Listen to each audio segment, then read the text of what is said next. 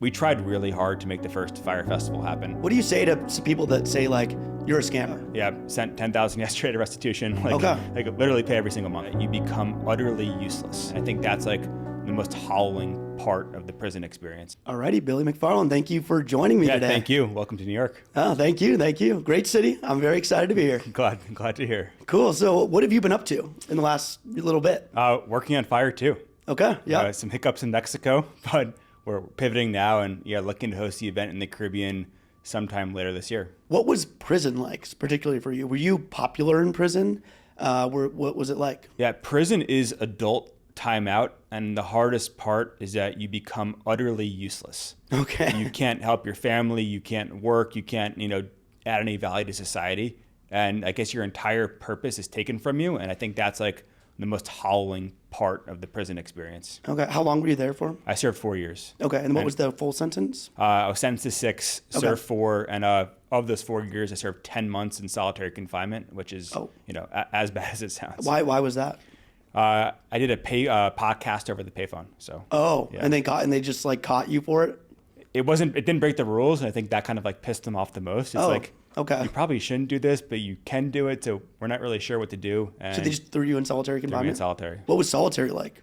The hardest part is not knowing when it's going to end. And the guards would fuck with you. They'd be like, oh, we got you. You're in here forever. Or like, you're going to be here for 10 years. And when you have no one to like talk to and sanity check yourself with, your brain just goes to like the darkest places. So like if you came for 2 minutes, you're like, hey, Billy, you're going to go home in 2 years. Like it's going to be fine. It would have really helped. But not having that like sanity check just kind of makes you go crazy. And that's the punishment aspect of it. And they know that for sure. Okay. So psychological warfare. Psychological warfare. Yeah, exactly. Are you able to go outside at all during that? You're supposed to be able to go outside in a cage for an hour, 5 days a week. But in reality, I was there during COVID, and ironically, they're like, because it's COVID, you can't go outside. So not sure how that works, but yeah, solitary. So I was stuck there. I think 1 hour a week. So 1 day a week for 1 hour, I can go outside. Oh my gosh. Yeah, 1 hour. Okay.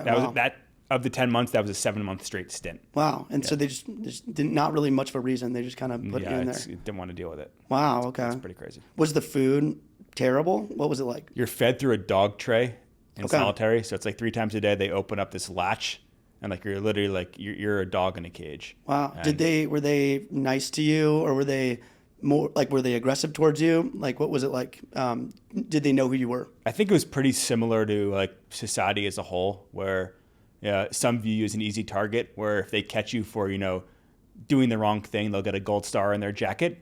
And some are like, hey, they're intrigued and they want to talk and they want to be helpful. And you can't kind of get all kinds of extremes. Were you getting letters in jail? A lot of letters. A lot of like very ugly women who like, I think one of the big things is they would put lipstick on and they would kiss the letters. Oh, so it's real. And they would spray their perfume on it and like attach a picture, and it was not good. Okay, how many letters were you getting a week? Got a decent number, but like very few that you want to brag about. Any like threats in the mail or anything like that? I think they read them and they like, which is really weird. I got like 0 negative letters, and I'm pretty sure they would screen them and they didn't want to like make you mad or agitated, so they'd probably take out all the hate mail. It's like the last thing they want is like 2,000 like pissed off inmates, right? Yeah. So like I think they try to make you feel better and have some kind of like community connection. So pretty convinced everything was read. That makes sense. It makes sense, yeah. I guess shifting from that on the outside, were you getting any like death threats or anything like that from people like on Instagram or like walking around New York? Or what's that been like? It's been different. I think in New York, most interactions are positive, and I think that everybody in New York just has so much shit to deal with. We have so many problems. We're stuck in this city. And if you see somebody that you don't like across the street, like you have too much to worry about than to deal with their bullshit, right? So most of the time it's positive. Online death threats, like by the hour. Okay, so Fyre 2 is happening this year. We plan on having it happen this year. We're selling control to like a festival operating company. So ultimately it's up to them, but we're going to pick the company that will do this expeditiously. Okay, so what exactly happened with the planning for the original to be in Mexico? You just can't make this shit up. I think it's like the best way to sum it up. In September, we were pitched to bring Fyre to Mexico, and they literally gave us this package that we couldn't refuse in terms of like locations, hotels, hospitality companies, production, like you name it. All the whole 9 yards were pitched to us, and why Mexico and specifically Playa del Carmen really wanted Fyre Festival. The government asked us to host a press conference with them. We did it. The media wave that always accompanies Fyre Festival, was created, like this giant tidal wave. And 4 days after the press conference, the government said, we've never heard of Fyre.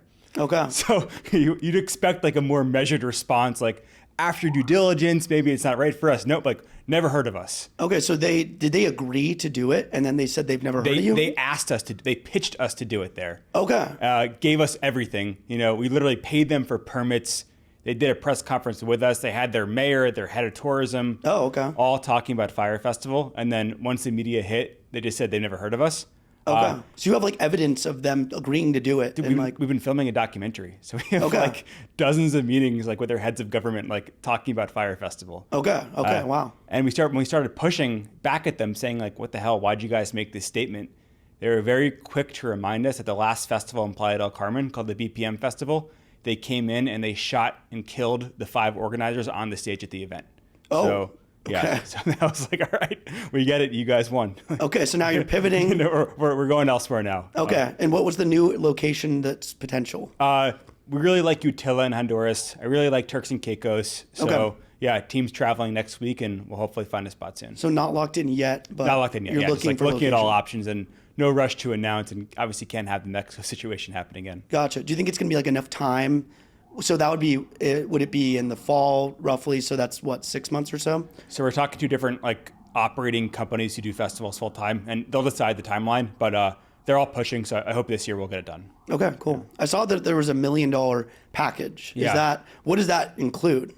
So there was $1 million package for Mexico. The new location will determine like what the ticket packages are. I think less kind of concerned about $1 million package moving forward, but it was a great marketing stunt for the first festival. And if you've seen recently from like Ultra EDC, like all these guys are now offering like 500K packages. So I think we inspired some of the marketing recently. Did you have like were people hitting you up for the $1 million package? We actually had sold 2. You sold them? One of them canceled. We refunded one, but one was like a legitimate $1 million sale. Okay, wow. And does that roll over to the new one? The one that you we canceled and refunded everybody from the first festival, or from the Mexico version of the festival. Because I saw originally there were 100, it was for 400, 500 or so for the first 100 people that booked. Mm-hmm. Did that sell out that sold quickly? Out. We did that a year and a half ago with like no date, no location to try to galvanize like our first 100 fans. And that sold out, within 24 hours. And then slowly started releasing more and more tickets, but ultimately had to refund everybody given the Mexico situation. Okay. Do you have a lineup that you're considering right now? Do you have any artists that have like committed? Yeah, we had artists booked. We had 11 signed and there are 14 confirmed. So we had 25 like talent ready to go.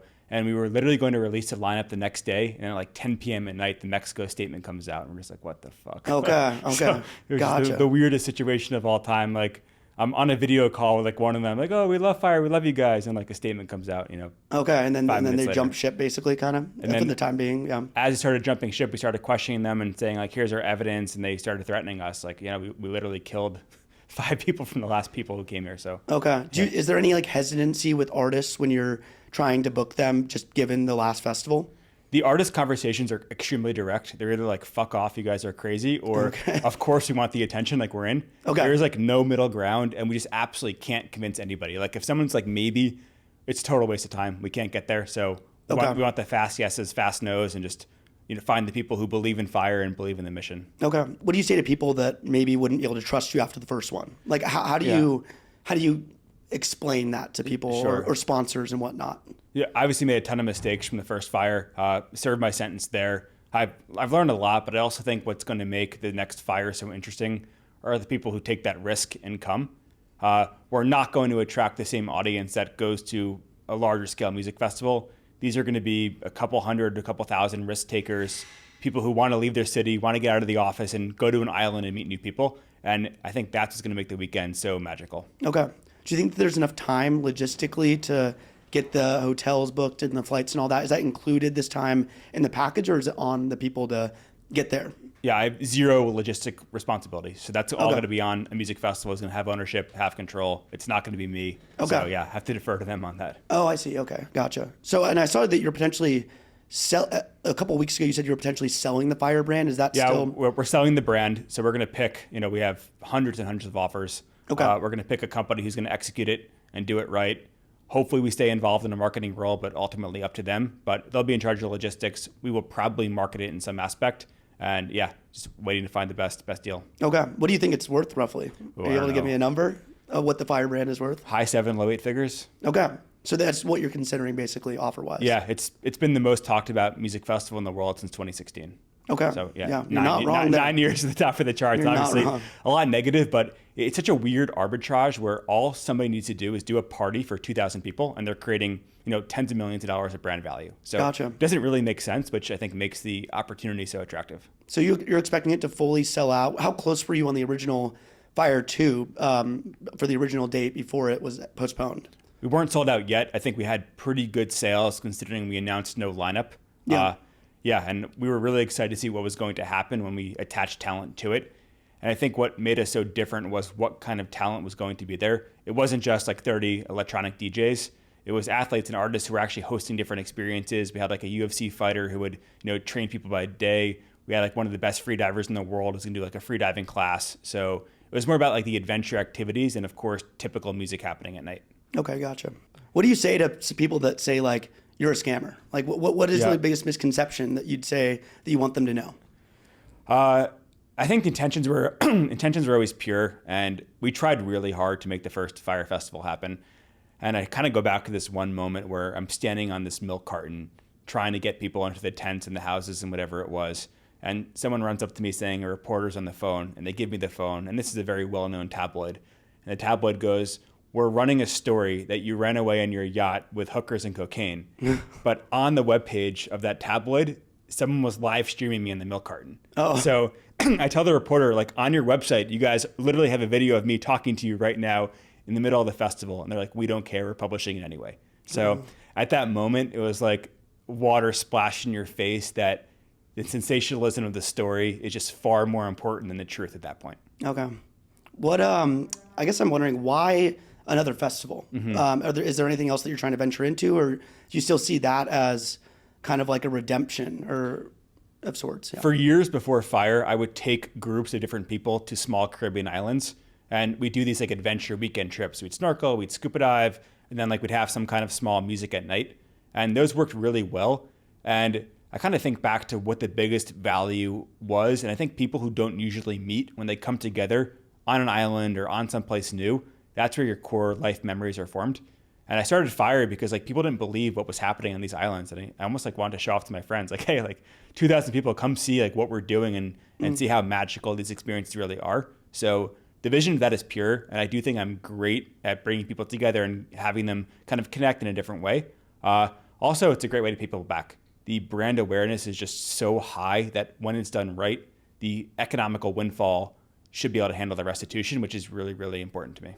Okay. Do you have to pay back any of the profits potentially from Fyre 2, like, or from Fyre 1 with Fyre 2's profits? Yeah, I pay restitution every month. Okay. Yeah, sent $10,000 yesterday to restitution. Like, okay. Like literally pay every single month. So you have to do it until, what was it? It was 20, or how much money did you It's like did you 26 or 27 million. Okay. Yeah, it's significant. So a percentage of every dollar I earn gets paid back to restitution. And then a percentage on top of that, a percentage of all the Fyre Festival 2 profits go back to restitution. Okay, So, and that was kind of organized by the judge or?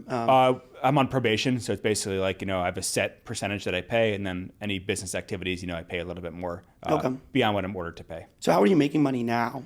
Yeah, a lot of like media marketing work. So help like venture back companies do marketing stuff, and then a lot on the Fyre side. We do like Fyre licensing deals. There's a Fyre music streaming service. We're doing a documentary. So yeah, really just monetizing the Fyre brand. Gotcha. Is that ever discouraging? Having to give a portion of your wages every single time that you make it? I love it. I sent like $2,000 back to Bahamian workers. This is separate from restitution, like owed yesterday. And just like doing a quick video call with them. It's like pretty cool. It's like, cool. yeah. Do you do Cameo? I used to, I don't do it anymore. Okay. It just became the same thing where everybody's like, oh, like invite my friends to a party. And like for like $69, I kind of got bored of it. Yeah, Cameo can be a pain in the ass. I stopped doing Cameo too. Yeah, it can be a pain in the ass. And like, yeah. So you're not able to. So yeah, it wasn't the best use of time, but it just like becomes kind of cheesy. Yeah, it definitely does. Yeah. Are you able to, I know you mentioned, we were chatting before this, you mentioned that you went to EDC. Are you able to leave New York whenever you want, or how does that work? I need permission to travel outside of New York for anything. So generally, if it's work-related travel, if I'm earning, I'm allowed to go, but it certainly is a process. Okay, so you have to ask your Ask for probation permission. officer. Yeah, exactly. Okay. What happens if you leave New York unannounced? Will they? I guess you go back to jail. Okay. I don't want to find out. So. Okay, gotcha. Yeah. So how do you plan on doing Fyre Fest 2 outside of New York if you're not able to leave? So I'd have to put in an international travel request, which is a whole big thing. So obviously we were planning on doing that for Mexico, but I finished probation in August, so I'm totally free to travel, as of the fall. Okay. Yeah. Any dream artists that you want on the lineup? Oh, I'd love to have Drake. Drake? Yeah. Okay. I mean, once again, it's not just about the music, and I think I kind of have my dream adventurers in terms of the scuba divers, the MMA fighters that are going to be there. But in terms of strictly music, Drake, I think is the Drake on the beach in Turks and Caicos kind of fits. That'd be cool. Yeah, That'd be cool. He goes there all the time. So what is the percentage chance you think of it going down this fall if you had to give it Fyre Fest 2? I think it's going to happen this fall. Ultimately, a decision is not up to me, but I think we have 800 offers for the Fyre brand right now. So okay. we're going to pick the group that's we can do it. Here's why we can do it, and here's when we're going to do it. Okay. So that's we're really diving in and making sure we pick the right partner. And I think more important than a lot of money today is the group who's going to do it well and hopefully do it for the next 10 years. Okay. Is there any thing that you want people to know, kind of to sum this all up about Fyre 2, or any message to people watching this? Yeah, I think that we're looking for 2,000 people who want to be there and want to be a character in the movie, right? Because whatever happens, this is going to be a cultural moment that you'll hopefully talk about. You'll hopefully meet 3 or 4 people that become lifelong friends. And we want the people who are going to take that risk, and they're kind of down for anything. Okay. And what's after Fyre 2? Anything in the works? Yeah, we'll make it an annual event, but I also really want to do little hotels. Where it all started were these small trips to the Caribbean, and we're actually announcing a Fyre hotel pop-up in September soon. So okay. That'll be cool. Yeah, just hosting a couple dozen people for a weekend just to kind of get out of the city and go go dive, snorkel, and be around the islands. Okay.